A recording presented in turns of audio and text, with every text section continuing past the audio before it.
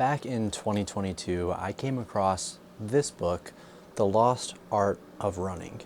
And I am unbelievably appreciative that I did run across this book at the time. Throughout that summer, I went through and read all of the journey the author goes on, going from different country to country into the intricacies of form and how it affects us as runners. And I'm gonna be completely honest with you, if I hadn't read this book, I don't know what my running form would look like today. One of the things I struggle with most as a runner when I was, in high school and even going into college was my form was atrocious. I hope that I have video footage that I can put on screen to show you guys how bad it really was, because it wasn't pretty.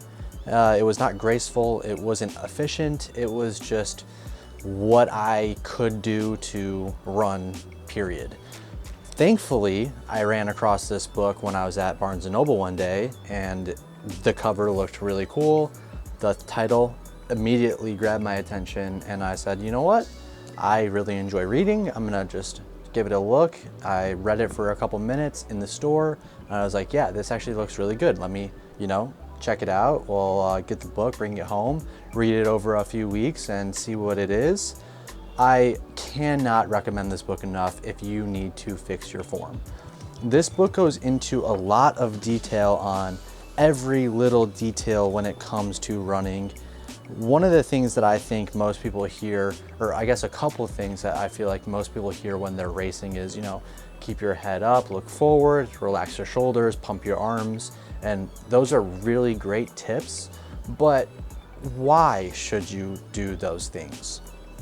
One of the things that this book does really well is explaining all the biology behind the way we move and the reasoning why we should be doing specific things.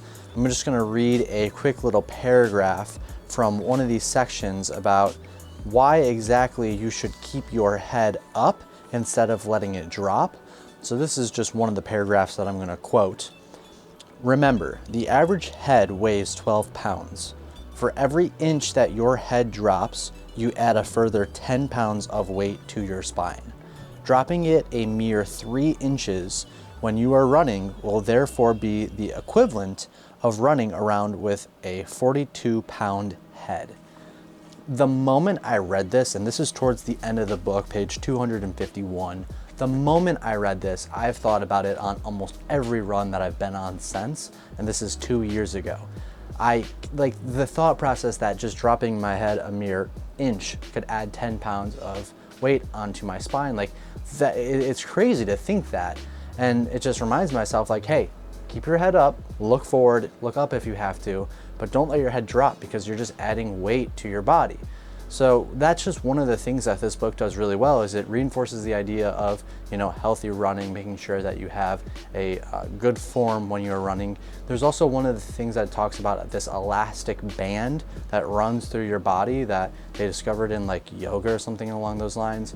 And I could not give justice to the way this man writes about exactly how this system works throughout your body. So it's something that you really do just have to read for yourself.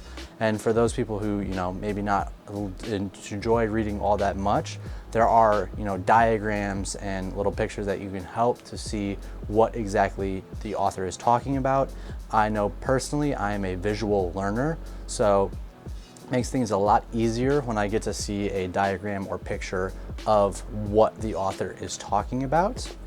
Another thing that I do want to just run through really quick is when he talks about cadence, I think it's really, really, really interesting that the author tends to say that we're looking for a cadence around 175 to 185 steps per minute. But he does point out the fact that depends on the type of runner you are, because some runners need a cadence higher or some runners need a cadence lower than that 175 to 185. So there is no magic number when it comes to cadence, even though a lot of people will tell you it is 180. Technically speaking, that might be the average, where you could say, yeah, 180 is the average of, some of the best runners in the world. But it's so person to person, I don't think it's fair to say one cadence works for everybody, because it doesn't. At this end of the day, we're all runners. We're all very different in the way we run. So there's no real reason to put a number on it. And I think that's really something nice that the author, definitely hammers in when you're reading part of this book. I do really enjoy the journey that he goes on. It talks about a journey to rediscover the forgotten essence of human movement. He goes all around the world from country to country, working with athletes, going through lifestyles that all these athletes have and the way they run. And I just think it's really beautifully written. And you go on such an awesome and interesting journey that, if you enjoy reading, I think you'll really enjoy the first half of this book. If you are just looking for, helps or tips on your form, you might enjoy the last third of the book much more. Part 3 is what it's called. It's the practical, and that really does break down what you should look like. We have diagrams in this book of, just exactly what you should be doing. And like I said, I am much more of a visual learner, so obviously diagrams help me a little bit more. But at the same time, there's just so much good information in this book. I don't know where I would be without reading this book. I'm seriously, if you are somebody who has trouble with how you should look while you run and you don't have a form coach, I think that's a big problem with a lot of athletes and runners specifically. If your form is essential to a efficient running economy, right? You can work as hard as you want, but if you don't have good form, you're not going to be nearly as efficient, and you're going to be lacking in that little area where it's could cost you in bigger races. So form is something that every runner should master, but not every runner has a form coach or somebody to record for them so they can see what they look like while they're running. This book gives you great insight on little things that you can focus on while you're running to help try to promote a proper form while running. Again, it's hard to look at the way you can run while not having somebody to record you, even if you're on a treadmill. And I believe there is sections about here talking about recording on a treadmill is one thing, but if you're on a treadmill, you're going to be running differently when you are running, on land, not on a treadmill, on the surface, on the ground, concrete, grass, whatever that may be. You have different styles of running, different form of running when you're on a treadmill versus when you're off a treadmill. So it's just such a fascinating book, honestly. I loved every little journey he goes on in all the different countries, talking to these different athletes. The diagrams and the descriptions in the part 3, talking about the more practical part of running in the form that you use, I think is really well written and really well drawn.